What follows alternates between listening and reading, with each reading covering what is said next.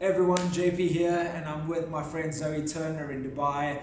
I'm actually on her podcast right now. As you can see, I don't usually have one of these mics, but we've been trying to get this podcast together for since September, and we have a lot of synchronicities. Perfect time to say that. We have similar energies, so I'm looking forward to this conversation, and I'm gonna be in her world, in her environment, but I just wanted to share it with you. So I hope you enjoy it. Thank you, JP. Awesome. Hi guys, and welcome to the Zoe Turner podcast. New year, new name. Some people may know it's a Simply Flawsome podcast, but I've decided to change the name. So as JP said, we've been talking about setting up this podcast for some time, and my intention for today's chat with JP is to really talk about his journey over the last year. A few other questions thrown in there too, but really more about your journey, what you've been through, the lessons that you've learned from it. But first of all, for my audience, the people listening to the podcast who have not heard of you, don't know who you are, you've been in Dubai, you've been to an event with Najari. Can you tell us a little bit about that event before we go into to what happened to you last year? Yeah, so first of all, it's Najahi events, and they really are my family. Najahi stands for My Success, and they are the #1 facilitator for personal development events in the UAE. And I'm one of their speakers, and I was doing a workshop, a 2-hour workshop for a bigger event where I'm speaking. So it was an intro to the value and an intro to the bigger program, where I will be speaking alongside Ken Melissa Minkus, Les Brown and Ona Brown, Dr. John DiMartini, John Asaraf, and Lisa Nichols. So that's why I was here. But the reason why I was able to make it work was because I was also coming not only as an educator and a teacher, I was coming to Dubai to be a student. Yeah. So you and I are both on the same course right now, which is how we were able to make this happen. That's it. And that's what I love about you, the fact that you are always a student. 100%. You know, and I've been following your journey over the last following your journey over the last year, and especially after your accident. And one thing I've noticed that you've been going a lot to educational events. Yeah. You know, so how important is education to you?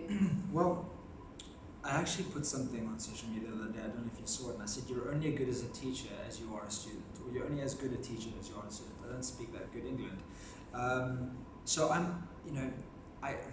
don't want to sound like speakery, but there's no reason why I am where I am today, or why I have spoken in 15 countries and coached amazing people, other than I was committed to making it happen. I was committed to myself. I heard something today that Dr. Joe Dispenzer said, and he said it's you showing up for you, or something like that, you showing up for yourself. And that's all I've ever done, is showed up for myself. So I never want to get to stagnant, to plateau, and for that reason, I keep showing up for myself in the areas of self and situational awareness. Awareness is what we need to change. If you're not aware, you can't change anything. So I'm always seeking awareness through education and challenges. Has the importance of education been highlighted more to you since your accident? Have you needed that mentally? Yes. So my recovery from my accident was looked at as miraculous. Going back, I think we should actually tell people what's happened. Oh yeah, sorry. People listening that probably don't know. Yeah. Your audience will know, but my audience. Yes. So I have been in sport and fitness my whole life. I've always liked doing physical challenges. It started when I was a teenager. I cycled 200 miles, then it was the Great Wall of China, then it was Thai boxing in Thailand, and this year, We have so many similarities. I do Thai box, well, I have done it a lot in the past. In Thailand, in Phuket. Phuket as well. Yeah, endurance. Anyway, back to you. Iron Woman, Iron Man. Yeah. And I want to say this year, in 2019, I decided to cycle from the north to the south of the UK, so going through Scotland, touching on Wales and going to the bottom of England. And I was on the 8th day, 800 and something miles, and I was hit head on by an unfit to drive driver, let's just say that, because it's still very much going on. And I broke my legs in multiple places. I flew 100 meters off the side of the road, got stopped by a tree. My bike was shattered in 20 pieces. I had a punctured lung, heart trauma, perforated bowel, broken arm, snapped twice, snapped femur, Wow. snapped shin 3 times. Wow. Doctor said you're very lucky to be alive. But to go back to what I was saying, my recovery was seen as something remarkable and wow, and people were like, oh, you're recovering too fast. Like, you know, it's been 5 months, you shouldn't be where you are. My lawyer said to me that are handling my case, said, JP, we're not kidding you, that in 7 months, you are recovered more than anyone we've ever had as a client. Usually people are where you are 2 years after an accident, but it's not a coincidence. It's because of everything I've learned my whole life. Like, I swear my wife must get so annoyed with me because I'm always learning, I'm always studying. If I'm at home, I have a YouTube video on, a podcast on, an audio book on. I'm always learning. So to be able to take, or already to be able to be committed to learning, because I understand the importance of it, but then to be put in a situation where you're deep in a valley, deep in a challenge, and be able to rely on those tools to a point that even when you were close to your death, you have no uncertainty about your recovery. That just reminded me that, hey, I just got to keep studying. The one thing that was missing from my life was I teach self-mastery. That's what I've done my whole, from personal trainer to coach, life coach, peak performance, how to master yourself. But for most of my adult life, I've taught mind and body. But I knew that my next evolution was in heart mastery. That's why I did the Vipassana meditation. That's why I'm here with you at Dr. Joe Dispenzer at an event called Higher Love. Because that for me is my next, I added to my question, or your question, but that for me is the next level of education, is being able to not just transform people's bodies and minds, but heal their hearts. That's it. Okay. Why is it important to heal your heart? Why have you gone from mind and body to heart healing? Because I'm going to say the blanket version, which is you can push your mind and have the best body in the world. If you still have wounds from your past, you'll never truly leave them behind. So that's a true fact, right? You can look it up. You can look into healing and emotional trauma. But also I know that from my own personal experience. I truly believe this, that I had to have that accident because I was very good at being successful, inspiring from stage. I've had a great physique my whole life because I always train. I can push my body and my mind, but I always kept myself very, very, very busy. Because if I wasn't busy, I'd have to think about everything that I was suppressing. So, yeah, I guess that was leading me on to what I was going to ask you next. You kept yourself very, very busy. By saying that, I'm assuming that you're kind of saying that you didn't really, you weren't focusing on your heart and what's inside. Yeah. Yeah? Absolutely. Okay. Yeah, so I can add to that if you want, but yeah, so so many people listening to this will resonate with this. As long as you're busy being busy, or even busy being successful, you don't have to feel that much. So over the last 6-7 years, I've started to slowly get into meditation, into yoga, and the more I slow down, the more I was able to see the truth. Truth has become one of my highest values today. And to explain slowing down and seeing the truth, I have a story or an example that I use. Imagine you're doing the Virgin train or any fast bullet train, and you're going from London to Manchester. It's an amazing experience. Even if you're sitting in first class, which I love to do, you feel amazing and you know where you're going and you're traveling fast and you've got all the nice clothes on, but you can't see what's really going on around you because everything's a blur. Because you're so focused on your work or your next meal coming or where you've got to get to your next meal or finishing as much work as you can before you get to your meeting. It isn't until you slow down or even the train breaks down and stops and sits still, i.e. meditation. This is a metaphor for life, that you can actually see the truth, which is what's going on around you. And how do you feel if you're not heading anywhere? Yeah. Can I ask you a question? This is something that I was thinking about the other day, and it's just come to me now. Do you think that endurance sport can be a mask for or emotional problems? This is a good question. Because like yourself, I wasn't a great athlete, but I did a lot of endurance, a lot of marathons, every weekend ever since I moved to Dubai. And before that, moved to Dubai in 2010. It's Friday, Saturday, I'm up at 4, 5, 6 o'clock doing long races, and you don't give your body a chance to slow down because it's just bang, bang, bang. And the time that you are recovering, you're just mentally exhausted. I became addicted to that mental exhaustion, and I didn't feel that I truly worked out unless, it's a great feeling, don't get me wrong, it's a wonderful feeling. It's the best. You can eat a pizza, you can watch 3 movies, you can do a hat trick, and you feel like you've earned it, but it doesn't really enable you to, I'm not sure if I'm explaining this properly, but I don't think it enables you to slow down and really kind of feel things. It was only when I stopped training excessively a couple of years ago. Obviously, training is always going to be in your heart and soul if you've done it a lot, but it's only then that I feel that I'm connecting more with my true self.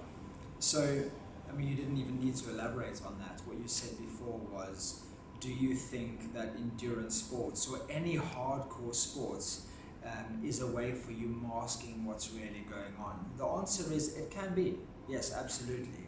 So for anyone that's doing a lot of sport, I would recommend this. Ask yourself, when you're not in sport, how do you feel? That's a very important question, because if you feel like you need, exercise makes me feel good, but when I'm not exercising, I generally feel good too. I love speaking, I love doing podcasts, I love doing Facebook Lives, so I don't have to be in fitness all the time. But when I had my accident, I'm sure you were aware of who David Goggins is. Of course. Okay, yeah. so the most extreme iron person in the world is this guy named David Goggins, an ultra endurance athlete. 4 weeks after my accident, 4 weeks after I left hospital, something like that, a few weeks, I was still on a lot of morphine, but I knew that David was coming to London to speak for the very first time, and I had to get there. Anyway, I pumped loads of morphine and gabapentin in my body, and I got a ride to London in a car. I had a wheelchair waiting for me, and I was able to get to an event with David Goggins, stayed just for his talk, not the 2 days, just stayed for an hour. And then I was able to go into a conference room like the one we're in right now, and I had a sit down with David. I was gifted it from my friend Nick James. He gifted me a one-to-one really with David Goggins, even though there were other people there, and I was able to share my story. And David Goggins said to me this, because my question to him was, I want to go and show the world how you can turn this around, how I can turn this around. It can be inspiring, and I want to do an Ironman in 4 months. Have you got any advice for me? How can I be David Goggins in my attitude and recover super quick? And he said to me, not what I thought. What did he say? He said, JP, you're like me.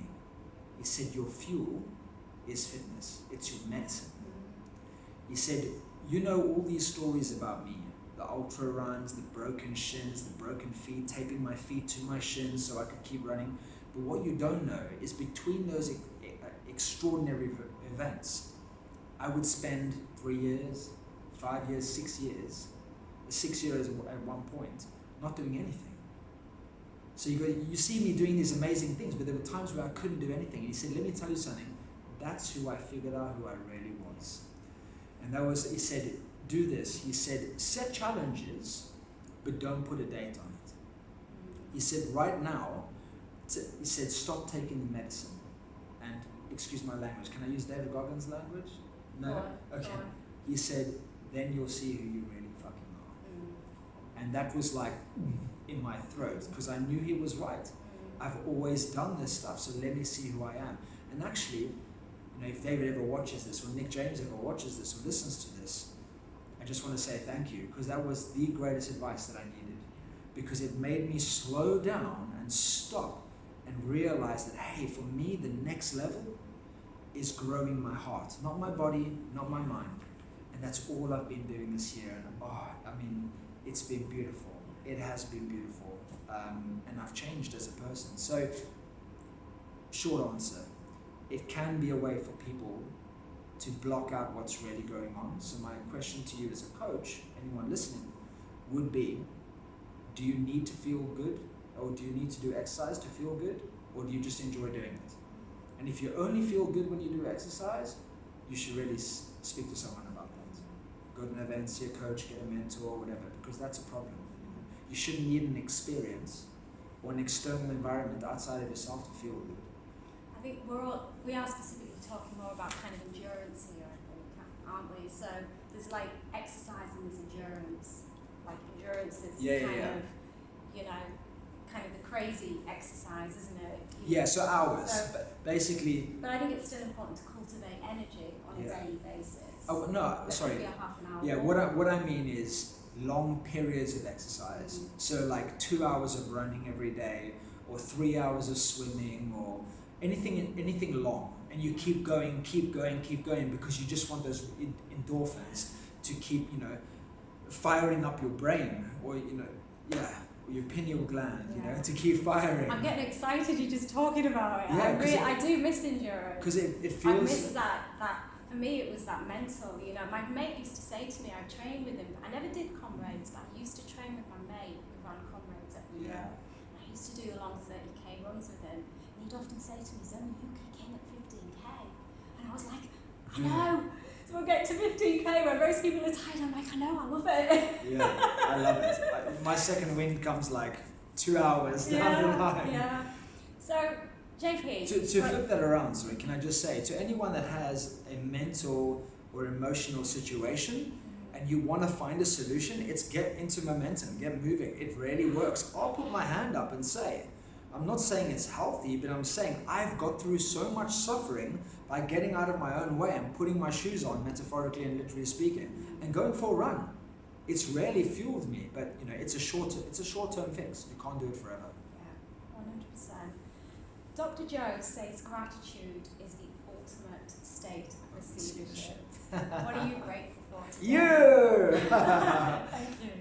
What I'm grateful for is honestly being here in this experience. We're in a 7-day fully immersive, heart-altering, heart-opening experience of Dr. Joe Dispenzer in Dubai, and it just makes me feel very grateful to be alive. Obviously, you know, my accident took my gratitude to another level, and you know, it's so unfortunate that we need to experience death to be reminded of life, or how grateful we are for life. It did happen to me, but I'm also very gifted that most people know that a near-death experience changes people. So I now have a gift as a teacher, as an educator, as a speaker, that 99.999% of the world will never ever have, and I'm grateful for that. I'm grateful to be able to share it here with you. I'm grateful to be able to share it with people at my own events and in my coaching. So I'm grateful for you, I'm grateful for this event, I'm grateful to be alive.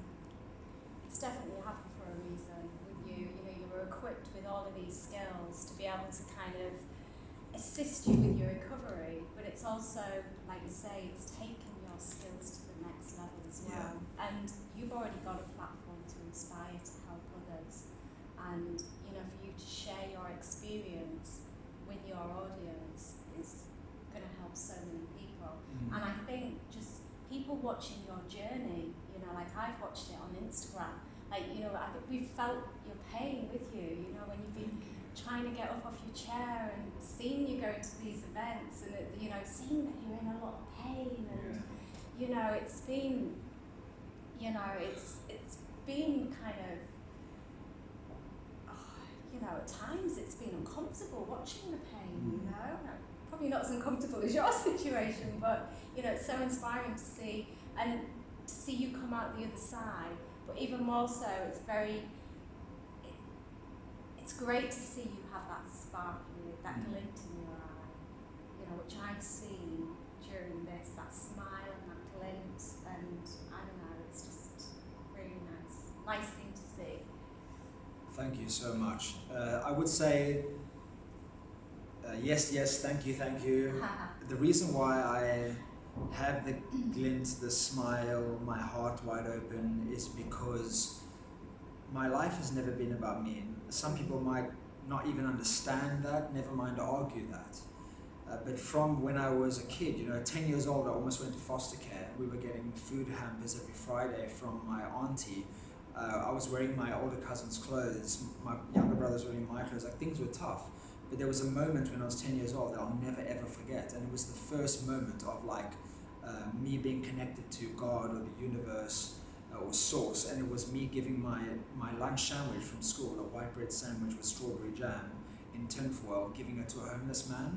And I just can't describe it. I can tell you exactly where we were sitting, the color of the grass, what he was wearing, and I've always lived my life to serve others. And as an altruist, I am an altruist. Not at the expense of myself. I won't go that far, because for me to lead and serve to the highest degree, I need to take care of myself. But I definitely live an altruistic life in that I live for others, and I do everything that I can for others and to help others. So when I woke up in intensive care after 2 weeks, and I knew that I was going to be on a journey, I just made a decision that this is not about me, it's about everyone else. I know that people are watching me from all over the world, and teenage kids that have legs missing, and people in their 30s that have had bad car accidents, and I now have a new ability to influence people. I've been through emotional stuff, financial stuff, but I've never been through a physical challenge. So I thought, how awesome. Now I can help physically challenge people too. Thank you, universe. So that just made me really excited. My reach, my ability to inspire and influence and make a footprint in the world just went up like a whole nother notch. Thank you. You've already spoken about how near-death experiences are very profound. And a lot of people, when they're placed or they're in a situation like that, they turn to kind of higher sources. Did it, you're a religious man, were you thinking about, did you ever think about God or anything like that? So, good questions. So first of all, no, I'm not a religious man, but way before this accident, I grew up as a Baptist Christian, but when I was 13 years old, my younger brother said, I don't believe this is how it is. And I just was told that this is how life is. This is heaven, hell, burning in fire, all that stuff. And when my brother started to question that, I thought, okay, hang on, if he's questioning whether it's true or not, I started to question it. And then when I was 20, I moved to the UK, and I experienced all different religions, all different cultures. And I thought, who's right and who's wrong? And then I thought, hang on, if I lived in the UK, if I was born in the UK with a twin brother, and my mother had to give us up for adoption, which my real mother almost did when we were 10, and my brother and I got, at 1 year old, got separated, and I moved to Iran or whatever, Iraq, and some kind of Arab country, and my brother stayed in the UK, we could potentially end up wanting to kill each other, just because of rules or conditioning that we've been told. So when I realized that, I thought, it doesn't make sense to me, but I understand faith. And I think everyone in the world has to have faith, whether it's Mother Nature, whether it's the divine, whether it's God, Allah, Buddha, Krishna, it doesn't matter who you follow. I think it's important to understand that life is more than you, because if you're in yourself, you'll always feel separated, you'll never feel connected to something greater, and connection is the number one value or need that we have as human beings. You need to feel connected to something. That's why if someone doesn't have connection in their life, you can pull them to crime, to gangsterism, if that's a word, to extreme activities, because what they find in that is a sense of connection. So I thought, okay, faith is very important, but the rules behind religion cause separation. So it causes you to say, we're here and you're over there. So I became fascinated with the religion. I've studied a little bit the Quran. I still look at the Bible. I've studied the Tao and the 81 verses of the Tao, and I'm very much into Buddhism, because really Buddhism is just a way of life. It's just saying this is how we choose to live, to be grateful, to not harm others, to be respectful, to not lie, to speak truthfully. So I'm not religious, but I'm very spiritual, and I'm fascinated by all religions, and I want to live in a world one day when I can sit with a Buddhist and my Islam brother or sister, and you know, a Hare Krishna, and we can all sit and be respectful of each other's faiths, but at the same time feel like we're one, because we are one. We all come from the same place. So Yeah. I'm conscious of time, so Yeah. I'm like, blah, blah, blah, blah. Yeah, definitely. How long have we been chatting? Oh, 27. Oh, it says 27 on there. How long have we been recording on your Facebook? Hi, everybody. We've lost connection now, unfortunately. Oh, have we? Not live anymore? Yeah, no, it's still live. It's just, it'll come back. But Okay. I think about a half an hour, I'm sure. Okay. Yeah, do you want to ask another question? Yeah. Sorry, we need to be heading somewhere out after this. So. I would like to ask another question, and I know the answer to this, but it's a question I would like to ask you. Do you think that it's possible to heal yourself with the mind? And I'm being more specific about your situation. You've Yeah. experienced some really challenging injuries that, like you say, the lawyers would say, you know, any normal person, it would take them a long time to Yeah. recover. You know, do you think it's possible to heal your body with your mind? So, I do think it's possible. I think it's, more importantly, I think it's a must. I think if you're just waiting to heal yourself physically, you're not going to make the most of that healing. To get to a breakthrough, sometimes you need to get to a breakdown. And so, I truly believe that an injury can be one of your greatest gifts, because it allows you time to rebuild yourself, but in a stronger way, where you're conscious. When you're born into this world, you're just born into this world. You don't have a decision to say, I'm going to focus on, having a really strong legs or having a really strong gut, etc., etc. So I think if you get ill, if you break something, this is an opportunity for you to create an incredible breakthrough, but you have to do it by paying attention to what you're going through. So, people say focus on your healing or focus on your recovery. For me, there's two meanings to focus. Focus is a two-part focus. Focus is a two-part focus. One is intention, and that's the desired outcome that you wish to have. So my intention is to get fully healed, back to being an Ironman, back to being an athlete, etc., etc. And my Finished. oh, hang on. Are we live still? No, it's cancelled. Oh. Okay. Sorry about that, guys. We are filming on another video, and 28 minutes. it stopped filming. So the first part of focus is intention. Be very, very clear on your intention. And intention doesn't come from your body. It comes from your mind. You have to take the intention and place it in your body, in your mind, in your heart, and say, this is what I want, this is who I want to be, this is what I want to have. Then once you have the intention very clear, you then have to go to the second part of focus, which is attention. And then you just stay in your attention. Now, attention can be your next move, right? Like Martin Luther King said, Jr. said, you don't have to see the whole staircase, you just have to take the next step, or the first step. So your attention, once your intention is clear in your mind, you then have to take one step at a time towards that intention. So, it has to be in the mind, your transformation and your recovery and your healing. But also your attention could be on something that we've been so immersed in this week, which is meditation, which is your breath, focusing on the areas that you need to heal. So once again, when you say, change or heal yourself or change your body through your mind, it's not just using some personal development trick or tool. It's actually saying, in my case today, I did a meditation earlier, and unfortunately where I broke my femur, I had a metal rod put in from my hip. So they went through the top of my hip bone, my thigh bone, and they put a metal rod all the way through my bone down to my knee. And then there's 2 screws at the bottom. And I don't know how, but these screws have started to agitate my leg. And my leg is completely swollen right now. Like, if you feel that lump. Yeah. And that's just started to act up this morning. So I said, okay, I need healing here. But if I'm not putting my mind on this or my heart on this, depending on how spiritual you are, I can't expect it to heal. And I also don't want to focus on it with my mind in a negative way. Woe's me. This proves that I'll never get back to who I used to be. So all I did was I said, okay, my intention is to heal my leg. So my attention for the next hour is going to be sending positive energy through my body.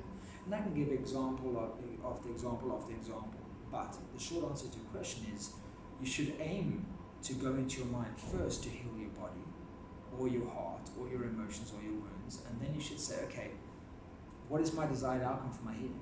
What is it? Do you just want to heal to be average, or do you want to turn your life around through your healing? What's the intention? Get very clear on that. Be able to write that out on a blackboard or a whiteboard. And then once that's clear, you know it. You don't need to go back to it anymore. Then go to the second part of focus, which is attention. And say, where do I need to put my mind today for me to go through this healing? And then do it one day at a time. You change, this is a great quote of mine that's very well known. You change your life one day at a time. Thank you, JP. How long have we got for this podcast? What time do we have to be back? Now. Okay, guys, we're going to have to bring a close to this. Maybe, possibly I can grab JP. No, we should definitely do this again. And maybe do part 2 or do a Zoom chat or something like that at some stage. If we do a part 2, I'd love to know your questions. Mm-hmm. Anyone watching this or listening to this, I'd love to know, do you have any questions for me? Can be coaching questions, questions about my life, questions about what I did to recover. I'd gladly bring it to your audience. Okay, fantastic. Thank you so much. Thank you for your time today, JP. Thank you so much. And thank you guys for listening. Okay, let's go. Oh man, Thanks, JP. I knew this would happen. Are we late? No, the